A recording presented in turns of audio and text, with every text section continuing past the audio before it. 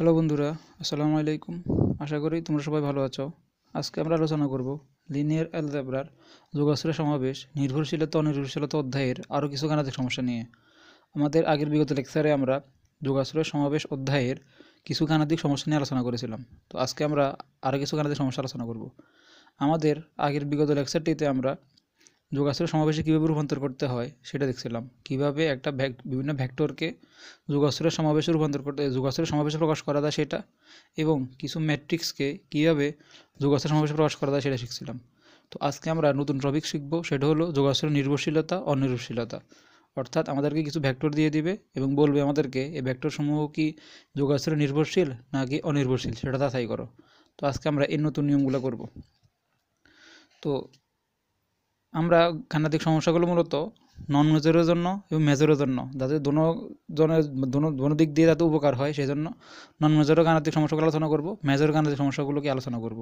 মূলত গাণিতিক সমস্যাগুলো প্যাটার্ন সবগুলো একই, অর্থাৎ মেজরকে যেগুলো করায় সেগুলো নন মেজর দেখলে বুঝতে পারবে, আবার নন মেজরকে যেগুলো করায় সেগুলো মেজর দেখলে বুঝতে পারবে। কারণ এখানে অঙ্ক মাত্র 2 নিয়মের অঙ্ক, 3 নিয়মের অঙ্ক। একটা হচ্ছে যোগাশ্রয় সমাবেশের প্রকাশ, আর একটা হচ্ছে যোগাশ্রয় নির্ভরশীলতা অনির্ভরশীলতা। একটার প্যাটার্ন বুঝলে সবগুলো প্যাটার্ন একই রকম। আর মেজর ভিতরে অনেক সময় দেখা যায় যে নন মেজর গাণিতিক সমস্যাগুলো মেজরে দিয়ে দেয়, আবার মেজরের গাণিতিক সমস্যাগুলো অনেক সময় নন মেজরে দিয়ে দেয়। সেই জন্য নন মেজর দোনোজনের জন্য, দোনো গ্রুপের জন্য কি গাণিতিক সমস্যাগুলো খুব গুরুত্বপূর্ণ। তো দেখো, আমাদেরকে এখানে কিছু গাণিতিক সমস্যা দিয়েছে, বলছে কিছু ভেক্টর বলছে দেখাও যে নিম্নের ভেক্টর সমূহ যোগাশ্রয় নির্ভরশীল। অর্থাৎ এখানে দুইটা ভেক্টর দিয়ে দিছে এবং আমাদেরকে বলছে এই ভেক্টরগুলা যোগাশ্রয় নির্ভরশীল সেটা যাচাই করতে। তো যোগাশ্রয় নির্ভরশীলতার শর্তে আমরা আমাদের আগে ডেফিনেশনে পড়ছিলাম যে যোগাশ্রয় নির্ভরশীল কখন হবে। যোগাশ্রয় নির্ভরশীল তখন হবে যখন যে বিভিন্ন স্কেলার ফিল্ড, যখন আমরা ভেক্টর জগৎ এবং ফিল্ড থেকে স্কেলার ফিল্ড থেকে নিব, তার ভিতরে যদি লিনিয়ার কম্বিনেশন করি, সেই লিনিয়ার কম্বিনেশনটা যদি শূন্য হয় এবং প্রত্যেকটা স্কেলার সবগুলো যদি শূন্য না হয়, কমপক্ষে একটা স্কেলার যদি অশূন্য থাকে, তখন তাদেরকে যোগাশ্রয় নির্ভরশীল বলে। আর অনির্ভরশীলতার ডেফিনেশন শিখছিলাম আমরা যে যদি তাদের ভিতরে যোগাশ্রয় কম্বিনেশনটা শূন্য হয় এবং সবগুলো স্কেলার যদি শূন্য হয়, তখন তাকে যোগাশ্রয় অনির্ভরশীল বলে। তো আমরা এই গাণিতিক সমস্যাগুলো মূলত নির্ভরশীল অনির্ভরশীলতা যাচাই করতে মূলত আমরা দুইভাবে করতে পারি। একটা আমাদের যে ডেফিনেশন আছে সেটা অনুসারে করতে পারি, আরেকটা আমরা ইচেলন ম্যাট্রিক্সের মাধ্যমে করতে পারি। তো আমরা এখন থেকে যে গাণিতিক সমস্যাগুলো আলোচনা করব যোগাশ্রয় নির্ভরশীলতা অনির্ভরশীলতার, সবসময় আমরা ইচেলন ম্যাট্রিক্সে নিয়ে এর সমাধানটা করার চেষ্টা করব। আমরা ডেফিনেশন দিয়ে করব না। তো তোমরা এখানে একটা নোট লিখে রাখো, যেটা আমাদের যোগাশ্রয় নির্ভরশীলতা অনির্ভরশীলতা অঙ্কগুলো করার জন্য খুব গুরুত্বপূর্ণ। নোটটা হলো ইচেলন ম্যাট্রিক্সে শূন্য সারি বিদ্যমান থাকলে ভেক্টর সমূহ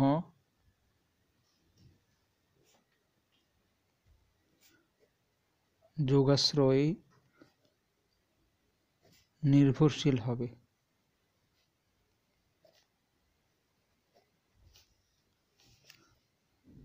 আবার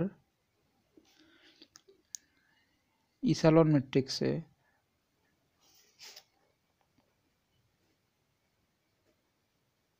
শূন্য সারি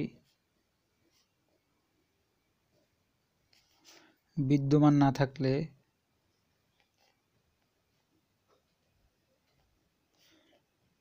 ভেক্টর সমূহ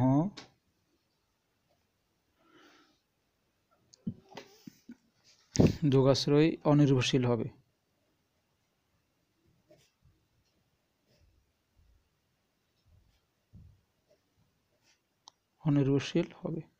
এই দুটো কথা খুব গুরুত্বপূর্ণ, শুধু এই দুটো কথা মাথায় রাখবা। যোগাশ্রয় নির্ভরশীল অনির্ভরশীলতা এই দুটো কনসেপ্ট নিয়ে করতে পারবা। একটা বলছে ইচেলন ম্যাট্রিক্সে যদি শূন্য সারি বিদ্যমান থাকে তখন ভেক্টর সমূহ যোগাশ্রয় নির্ভরশীল হবে। আবার ইচেলন ম্যাট্রিক্সে যদি শূন্য সারি বিদ্যমান না থাকে তাহলে ভেক্টর সমূহ যোগাশ্রয় অনির্ভরশীল হবে। এখন ম্যাট্রিক্সের ইচেলন আকার তো আমরা জানি, অর্থাৎ আমাদেরকে যে ভেক্টরগুলো বলে দিবে তাদেরকে আমরা ইচেলন মানে অর্থাৎ ম্যাট্রিক্স আকারে সমীকরণ আকারে লিখে ম্যাট্রিক্স করে যদি দেখি শূন্য সারি আছে, যদি শূন্য সারি বিদ্যমান থাকে তখন বলতে পারবো ভেক্টর সমূহ যোগাশ্রয় নির্ভরশীল। যদি দেখি ইসলান করার পরে শেষে শূন্য সারি আসে নাই, কোনো না কোনো একটা মান থেকে গেছে, অর্থাৎ অশূন্য সারি আসছে, তখন বলতে পারবো ভেক্টর সমূহ কি যোগাশ্রয় অনির্ভরশীল। তো দেখো আমাদেরকে এখানে এক নম্বর একটা গাণিতিক সমস্যা বলছে।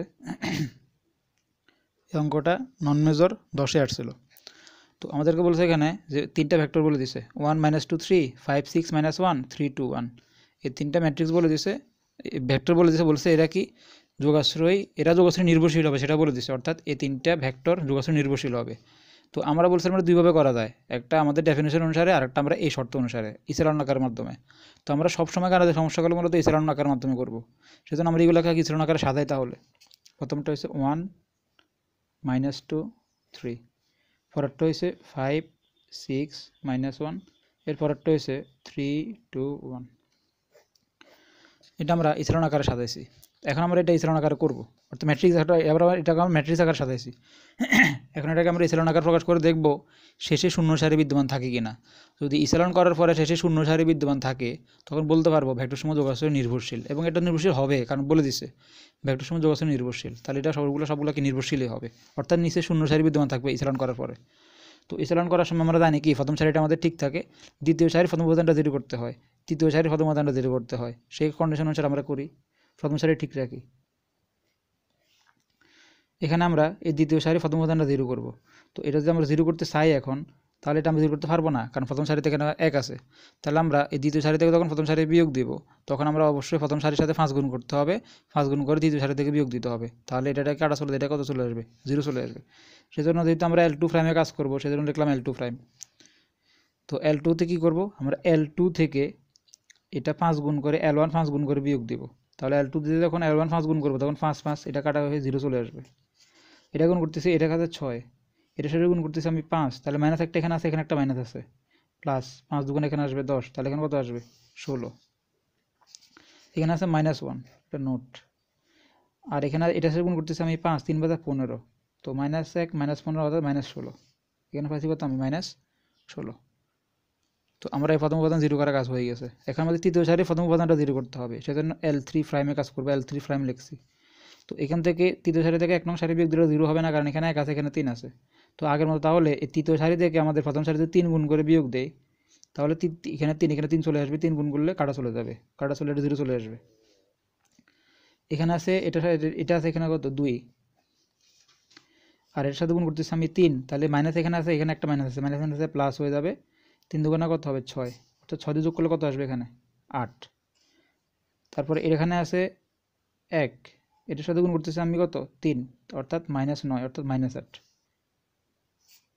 আমি ইসলান করে প্রথমে ইসলান করে এতটুকু পাইছি। তো আমাদের যেহেতু আমরা জানি ইসলান করার সময় আমরা যত নিচের দিকে সারিগুলোতে আসবো তত বেশি সংখ্যক 0 আনার চেষ্টা করব। তো এখানে দ্বিতীয় সারিতে কমপক্ষে একটা উপাদান 0 আছে, তো আমরা চাইবো তৃতীয় সারিতে কমপক্ষে আরও একটা উপাদান 0 আনা, 2টা উপাদান 0 আনা।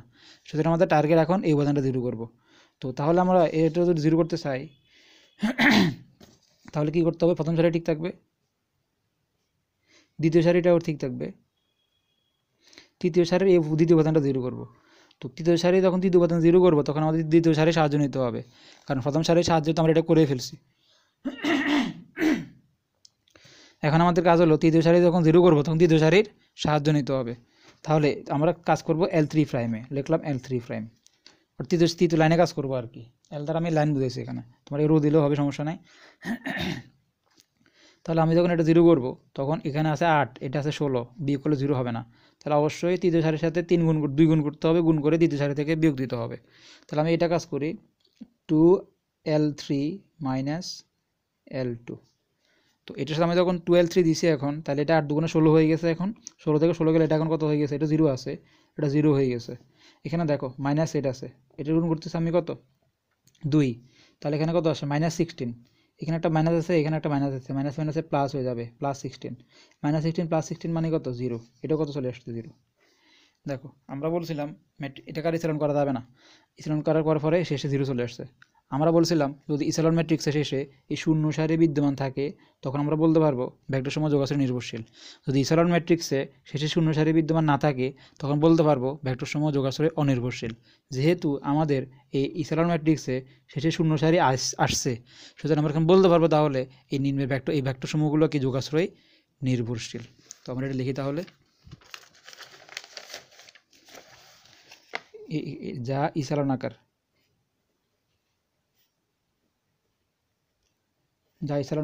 এখানে শূন্য সারি বিদ্যমান। সুতরাং ভেক্টর সমূহ যোগাশ্রয় নির্ভরশীল।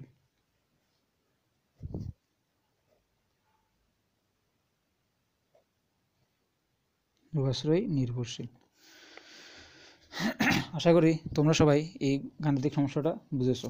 তো এখন আমরা আমাদের পরের গাণিতিক সমস্যাটা আলোচনা করি।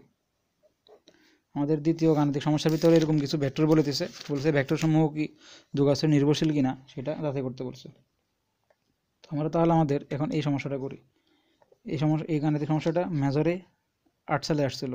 1 - 2 1, 2 1 - 1, 7 - 4 1, এই তিনটা ভেক্টর বলছে এই ভেক্টর সমূহ কি যোগাশ্রয় নির্ভরশীল কিনা যাচাই করতে বলছে। তো এদেরকে নিয়ে ইসেলন আকার ম্যাট্রিক্স, এগুলোকে নিয়ে ম্যাট্রিক্স গঠন করি আগে। ম্যাট্রিক্স গঠন করার আগের মতো এইভাবে ইসেলন করে দেখবো শেষে শূন্য সারি বিদ্যমান কিনা, যদি আসে তাহলে বলবো যোগাশ্রয় নির্ভরশীল। তো আমি এখানে এগুলো ম্যাট্রিক্স আকারে লিখতেছি ভেক্টরগুলোকে। 1 - 2 1, আরেকটা ছিল 2 1 - 1, আরেকটা ছিল 7 - 4 1। এখন আমাদের কাজ হলো আগের মতো এটাকে ইসেলন করে শেষে শূন্য সারি আসে কিনা দেখার জন্য। তো ইসেলন আগের মতো করি, তাহলে প্রথম সারি ঠিক থাকবে। এটা 0 করতে চাই, তাহলে এর সাথে L2 ফ্রেমে কাজ করবো আমরা। তাহলে L2 থেকে এটা 2 গুণ করে L1 2 গুণ করে বিয়োগ দিতে হবে। তাহলে এখানে 2 2 করে এটা 0 হয়ে যাবে। এখানে এটা 1, এটার সাথে গুণ করতেছি আমি কত 2, তার 2 দুগুণা কত 4, তাহলে 1 + 4 মানে কত আসবে এখানে 5। এখানে আসবে 5, সরি এখানে আছে 1, এর সাথে গুণ করতেছি আমি, এটা -1 আছে, এটা প্লাস হয়ে যাবে। দেখো আমরা যখন এখানে বিয়োগ করি এটা যখন 0 করতে চাই, যখন 2 গুণ করছি তখন কি হয়েছে, এর সাথে এটা 2 গুণ করে কি করছি বিয়োগ করছি, তাহলে এখানে 0 আসছে। এখানে আছে 1 আর এখানে আছে মাইনাস, এখানে -1 আছে প্লাস, 2 দুগুণা কত আসবে এখানে 4, তাহলে এখানে আসবে 5। হ্যাঁ, এরপরটা আছে এখানে আছে -1, এর সাথে গুণ করতেছি 2 -2, তাহলে এখানে আসবে -3। দেখো আমরা এখানে এতটুকু করছি। এখন আমাদের কাজ হলো তৃতীয় সারি প্রথম উপাদানটা 0 করা, সেজন্য L3 প্রাইম লিখছি। তো এটা থেকে তখন এটা বিয়োগ দেবে, এটা 0 হবে না, তাহলে অবশ্যই প্রথম সারির সাথে কী করতে হবে 7 গুণ করতে হবে। তাহলে L3 - 7 of L1, এটা করার ফলে কী হয়েছে, এটা করার ফলে এখন এটা 0 হয়ে গেছে। 7 - 7, এটা আছে -4, এখানে করতেছি -4 মাইনাস, এখানে মাইনাস একটা আছে, এটা প্লাস হয়ে যাবে, এখানে মাইনাস, এখানে এটা মাইনাস প্লাস। তো এটা গুণ করতেছি আমি কত 7 দ্বারা, 7 দুগুণা কত 14, তো -4 + 14 মানে কত +10। এখন এখানে আছে 1, এর সাথে গুণ করতেছি 7 -7, তাহলে কত আসবে -6। আশা করি এতটুকু সবাই বুঝছো। তো এখন আমাদের কাজ হলো এই উপাদানটা এটা 0 করা। তো তাহলে আমাদের আগে দুইটা সারি ঠিক রাখি।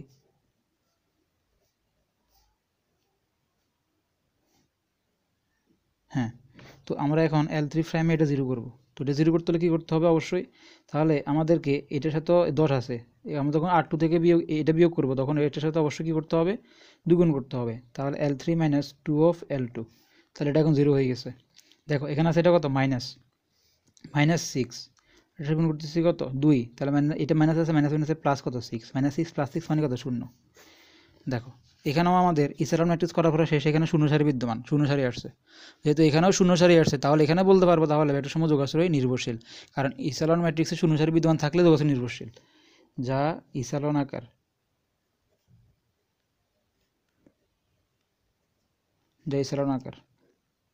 এখানে শূন্য সারি বিদ্যমান, সুতরাং ভেক্টর সমূহ যোগাশ্রয় নির্ভরশীল।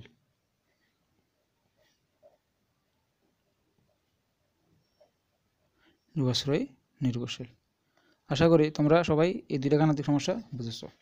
তো এখন আমরা অনির্ভরশীলতার কিছু অঙ্ক করি। দেখো আমাদেরকে এখানে বলছে নিম্নে কিছু ভেক্টর বলে দিছে এবং দেখানোর জন্য বলছে এই ভেক্টর সমূহ যোগাশ্রয়ী অনির্ভরশীল, যোগাশ্রয়ী অনির্ভরশীল। হ্যাঁ, এখন এখানে যে সমস্যাগুলো বলছে ভেক্টর সমূহ এগুলো কি যোগাশ্রয়ী অনির্ভরশীল, এটা এখন আমরা এই সমস্যাগুলো করে দেখাবো। তো আমরা আগের মতো এগুলাকে আমরা ইসারন ম্যাট্রিক্স আকারে তৈরি করে দেখব এগুলা শূন্য সারি বিদ্যমান কিনা। শূন্য সারি বিদ্যমান না থাকলে বলবো কি এগুলো যোগাশ্রয়ী অনির্ভরশীল, যদি কোনো মান থেকে যায় শূন্য সারিতে। দেখো তাহলে আমরা 1 নম্বর সমাধানটা করি আগের মতো।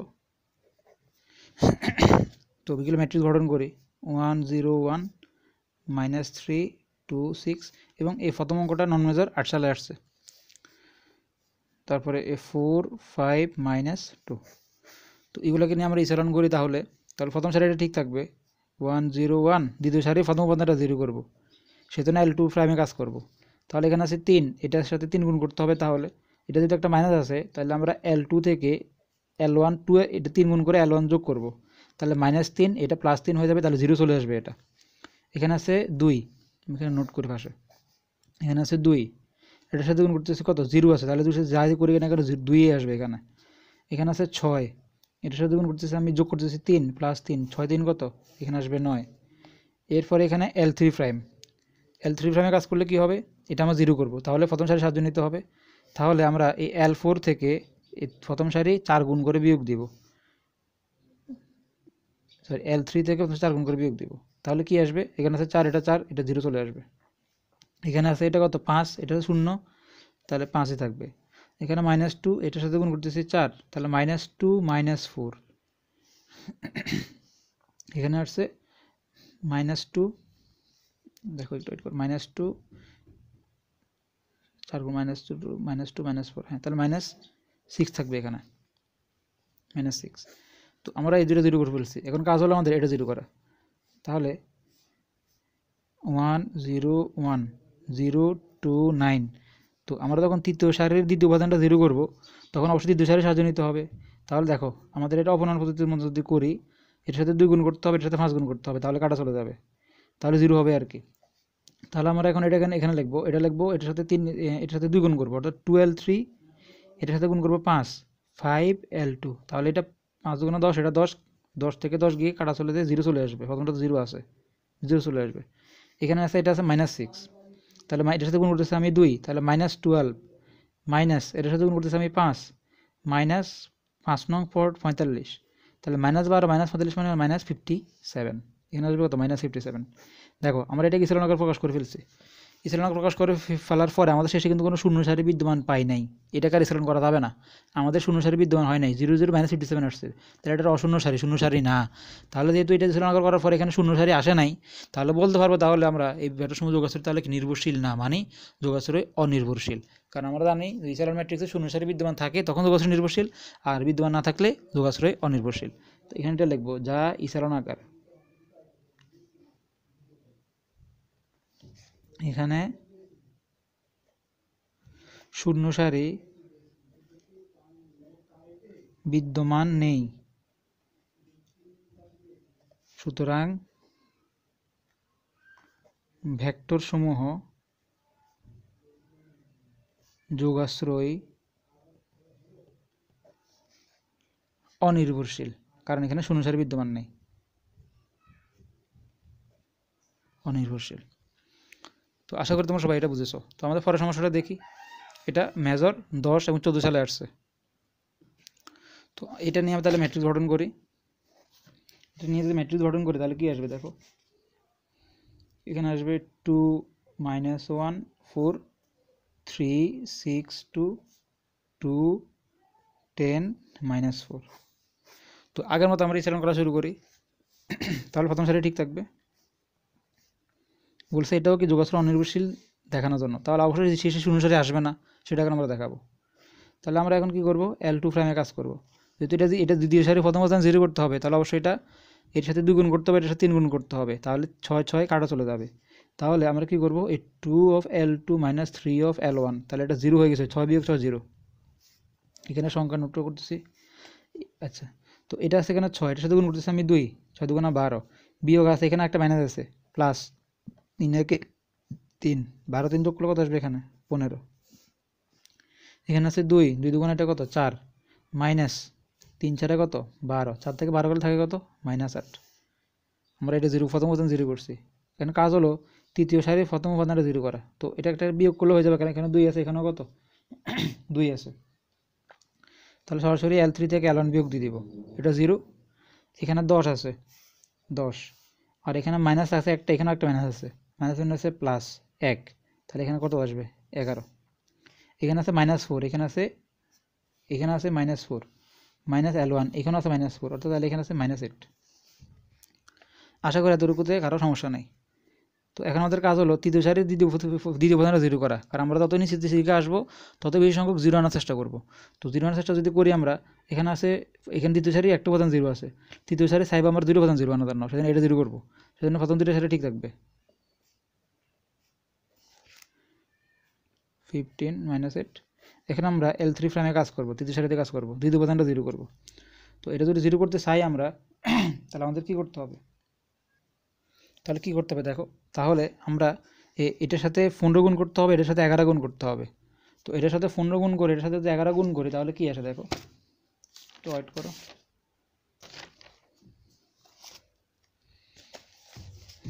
যদি গুণ করি, তোমরা ক্যালকুলেটর গুণটা করবা, আমি বসে ফেলতেছি। এটার সাথে আমরা, অর্থাৎ আমরা এটার সাথে L3 সাথে 15 গুণ করব, 15 L3, এটার সাথে আমরা 11 গুণ করব, 11 L2, যখন বিয়োগ করবো তখন 15 11 গুণ করে যে গুণফলটা আসবে, এটা বিয়োগ চলে যাবে, জিরো চলে আসবে। এটার সাথে গুণ করবো আমি 15, 8 15 মাইনাস, আর এটা মাইনাস মাইনাসে প্লাস হয়ে যাবে, প্লাস 11 8 88, তাহলে এখানে কত আসবে, আমি শুধু মানটা বসে ফেলতেছি, এখানে মান আসবে -32। তোমার এখানে ক্যালকুলেশনটা করে দেখবা, -32 আসবে, অর্থাৎ এটার সাথে তোমরা 15 গুণ করবা, এটার সাথে 11 গুণ করবা, গুণ করে তৃতীয়টা থেকে দ্বিতীয়টা বিয়োগ দিবা, দেখবা এখানে লাস্টে -32 আসবে। তো দেখো, এটা আমাদের নিয়ে ইসলানাকার করার পরে দেখলাম আমরা এটা শূন্য সারি বিদ্যমান নাই, লাস্টে -32 আছে, তাহলে এটাই কি তাহলে দোষরই নির্ভরশীল হবে না, তাহলে এটা কি দোষরই অনির্ভরশীল, কারণ এখানে শূন্য সারি কি বিদ্যমান নাই, যা ইসলানাকার। এখানে শূন্য সারি বিদ্যমান নাই, সুতরাং ভেক্টর সমূহ যোগাশ্রয়ী অনির্ভরশীল।